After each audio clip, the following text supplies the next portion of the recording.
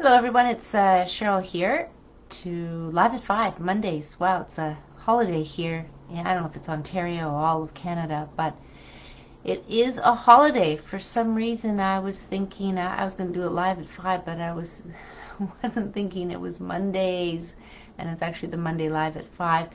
And why would I be doing 3 videos? I'll leave it till tomorrow.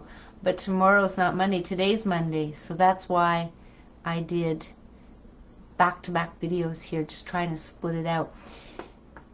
Now I said I was going to kind of leave things alone for a couple of weeks, whatever those things were that I was going to leave behind, but they're interesting times. So there's so much information that is coming through, and a lot of what's coming through more and more for those who are paying attention, and maybe other people are paying attention, but it depends on what things that you're following or what things that you're watching.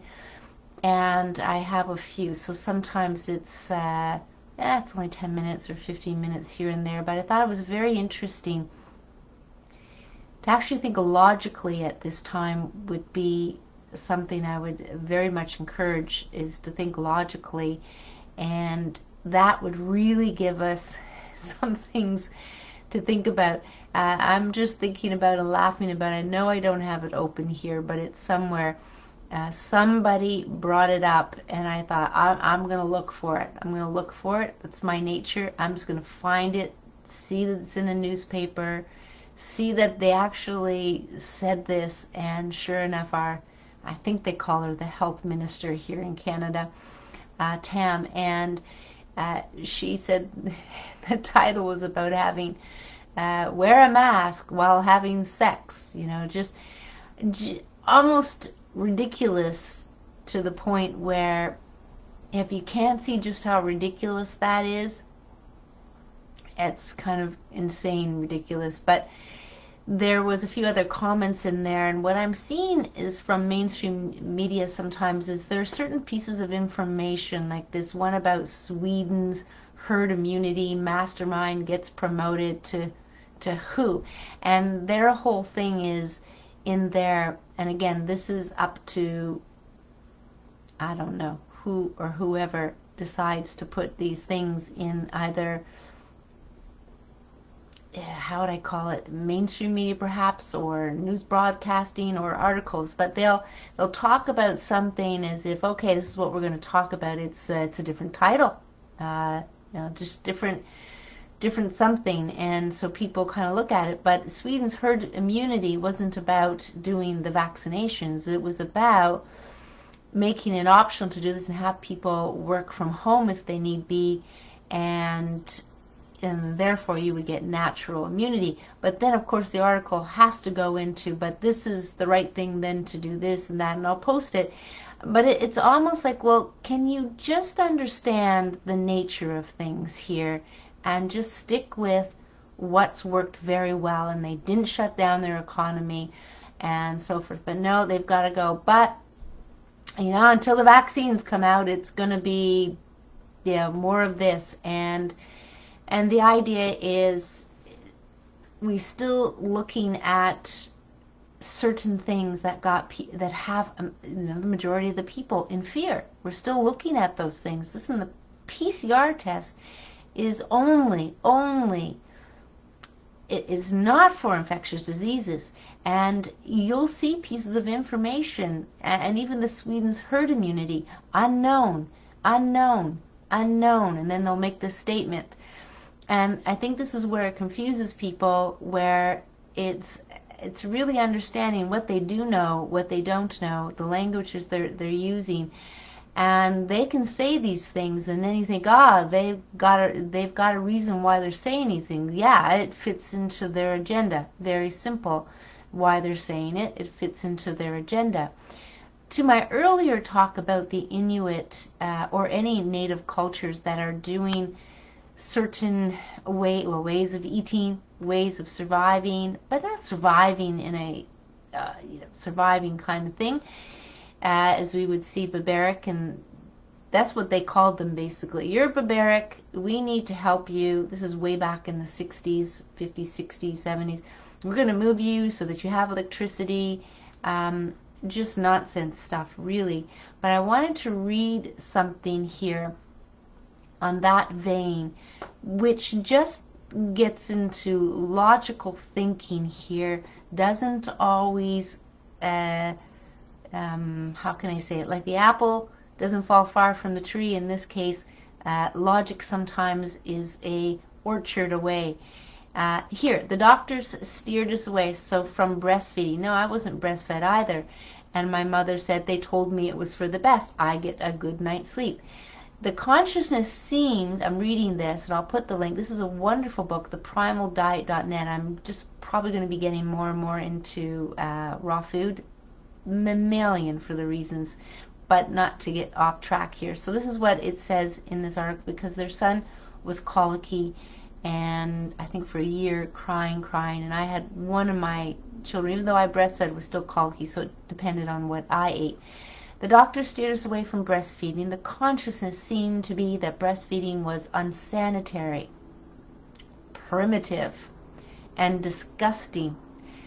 Remember the years where we got back into nursing or breastfeeding, and if a person, you're at a park, whatever, get down, baby is hungry, and you just put a blanket over and you do these things, the looks that the people got, it was crazy. So it goes on. Consequently, Jeff suffered for 12 months, and they suffered with him, this colicky.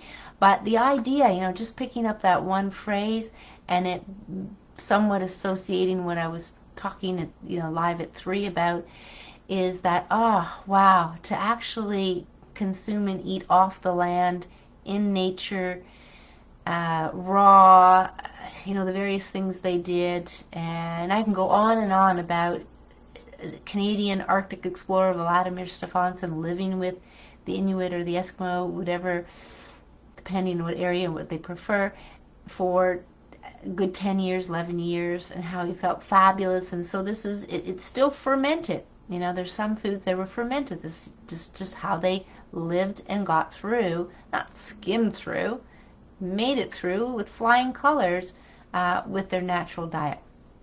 So that, I wanted to read that.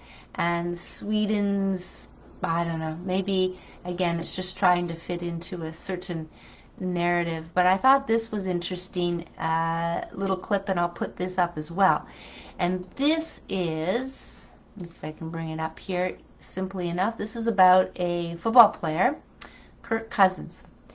And you're going to actually see where they're asking him a question and his answer, and you're going to see, as politely as he could, saying he wasn't putting down anybody, he wasn't being judgmental, he wasn't, but if you're asking me my opinion on masks, and 0 is this and 10 is this, he is like 0.00001, something like that. But then there's a lot of backlash. Forget about, and that's why I think about this, so I brought up choice, or our opinions, and as far as keywords today. But this is a comment that somebody actually wrote. I mean, this is a person who should be put in his place, to tell you the truth, in a sense. That Kirk Cousins is every idiot, whose father couldn't access emotions, and who has therefore decided that toughness and blustery faux bravery is the root. I'll tell you why he's saying that, always, and has always missed the part about this being a communicable disease. Well, obviously this person, Bruce, Arthur on Twitter, has no idea about how this disease has not killed 2 million people in the world, or in the US just alone, millions and millions, and that there's certain other things. So obviously he doesn't have that information.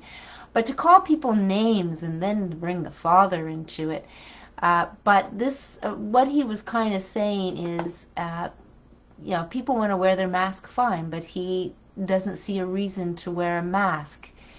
He feels very covered, and he said it so kindly. It wasn't from a toughness thing. just because he doesn't want to wear a mask doesn't mean that we're thinking, oh, we're tough, we're not going to get. No, he didn't come from that perspective at all. So it's very, I might even try and look this guy up on Twitter, give him a comment in my diplomatic way. But the idea is everybody is entitled to their opinion and to have choice. You might have heard me say this before. It's probably worth saying again, that one of our gifts, our human gifts that we have in this lifetime or any lifetime or everybody, is choice. That's it. If I don't want to wear my seatbelt, I shouldn't have to be forced to wear my seatbelt, and nor should I be getting a ticket for that. It's called choice. And he mentioned something about getting it, and he's confident that he'll do the best he can, and if he dies, he's at peace with that.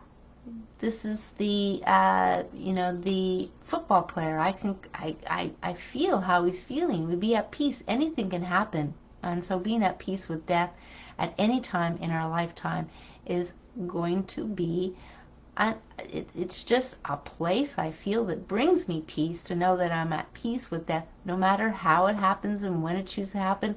If that is meant to happen, I don't know. I really don't know. But I'll post that up as well. But the idea is more and more kind of the divisiveness as people decide this is what we're supposed to do, and not necessarily. So more and more things are coming about the masks and how they're unhealthy. So I just want to skip in very quickly here to what I said the other day about second wave. And second wave is one of these things that they're saying they're going to be second wave, and just like some current, not current, but other more recent, different viruses that come about, and then they find after the flu season that majority of them, I'll just say 98% of it was actually just regular flu. It was not, I'm thinking H1N1, but I could be wrong, but it was not that. And that's the truth of the matter, that depending on how political this is, they may very well have something that'll say, yes, this is a second wave, but it's not a second wave. It's what usually happens, but now we can add on to that, which is to say, people are very fearful. What if it's going to affect me this wave? So we have the mental stress of this. We have wearing the mask that isn't healthy. I may have mentioned this, and this other doctor brought it up, and I want to bring this up. These masks may not be as healthy. If you're going to get masks, wash them before you breathe them in. Like, wash them very, very good if it's the cloth ones, because they put in very harmful chemicals into our fabrics, because these fabrics are sitting for whatever time. They're being transported in cargo ships. They are they're susceptible to moths or to rodents or whatever, so they spray all kinds of chemicals on our clothing. And even, I'm going to say, over 4 decades ago, I remember my doctor, because I had a little bit of an acne problem, and I probably had not a severe acne problem, but enough that it was this, and what it turned out to be is the new mercury fillings in the teeth. It was around that time. But the idea is, he said to me, you have to make sure you wash your clothes before you wear them. And he says everything, your sheets or whatever, anything, just wash them. Now, I didn't ask why, and nor did I understand why. I just, okay, so that's the thing. We've got these masks. Are people buying these masks and just putting them on and breathing in that chemicals? Are not, here, I'm smelling, okay, it's close to respiratory, but otherwise it's kind of like in the air if it's new clothing. But these are masks, cloth masks, but also the other ones, the regular blue ones, or any of them, have all kinds of chemicals, if not artificial or plastic or whatever. And you're breathing in. It's warm, hopefully it's warm air and moist air. This would actually be allowing for the looseness, the breathing in, the chemical more. It's the same with water. in a bottle and the sun is on it, same things, loosen things up. So the idea with all this mask wearing coming up too is going to affect their immune system. And affecting the immune system, if your stress comes in at another whammy for your immune system, is to have that stress, to have the fear, to and even we can just think about it everywhere we go. Am I, did this get on my hands, or do I have to do? So it's ongoing for a number of people. The worry that's going to come in, that's going to give us our immunity is actually going to be suppressed. Now then you add on to that with the stress of people are not eating as well, which I hear snack food was up and all this stuff was up, and what is it, pandemic pounds and all this. So not eating properly also going to affect the immune system. So sugar, maybe you're just staying home and having a drink of alcohol to feel better, because it's kind of doom and gloom thinking we have this virus out there as well, and hearing all these stories if you're watching the news regularly. So I really wanted to come into that, especially about the mask and especially about the second wave, which seems to keep coming up. Second wave, second wave. And I just want to reassure you, you take care of your health, have a good attitude, a good perspective.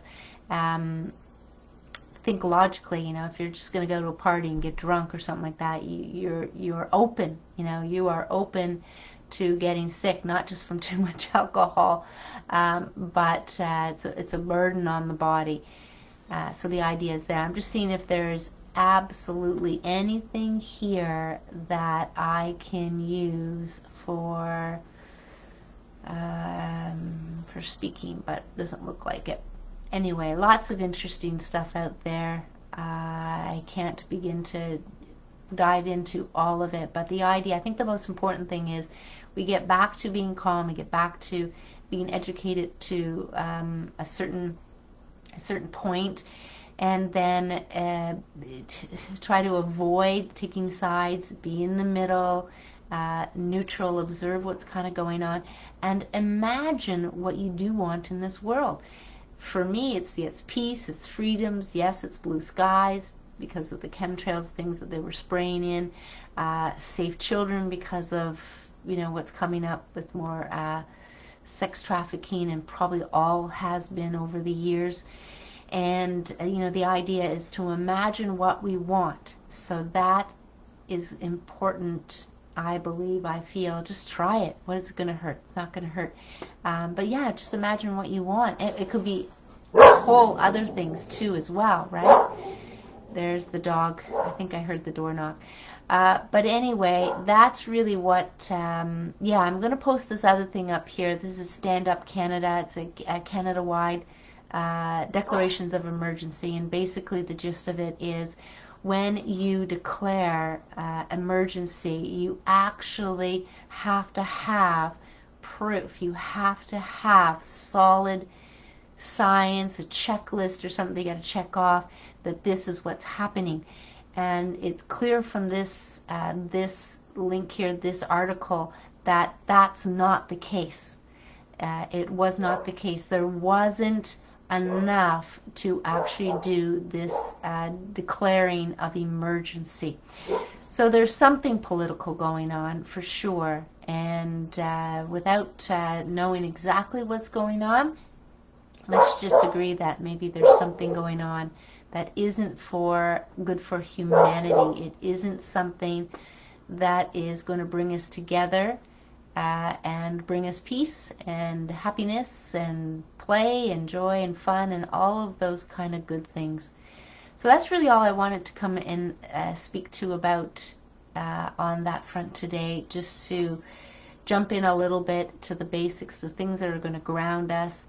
And there's not much we can say sometimes to people when it comes to where their head is at. I continue to speak diplomatically to them and just say, have you heard? And, oh, that's interesting. And have you heard? And, they'll have their say about what they're hearing and what they believe. And that's interesting for me to learn about what where they are. But if I can plant some seeds or give them some questions they may have no answers to. I might have some answers, give them something like that. I just kind of open it up, and I think that is the only way we're really going to be able to focus on ourselves, right? Can't put the mask on somebody else. I know this is to do with airplanes. You put the mask on yourself first, the oxygen mask, and then you put your mask on somebody else. So I think the idea is, if everybody can find their healthy place, their peaceful place in all of this, yes, it's staying neutral. Yes, it's kind of maybe having conversations in a way that people learn about what may be not right, doesn't sound right, is it logical? Those kind of things that will help bring down their nerves, help bring them to be calm, help bring them to be not as worried, not as fearful. And part of it is, I know I don't walk around with masks, and if people ask me serious questions about it, and they don't most of the time actually, I say I don't wear a mask. I won't wear a mask when I'm going into. And some ask questions, but most of the people don't.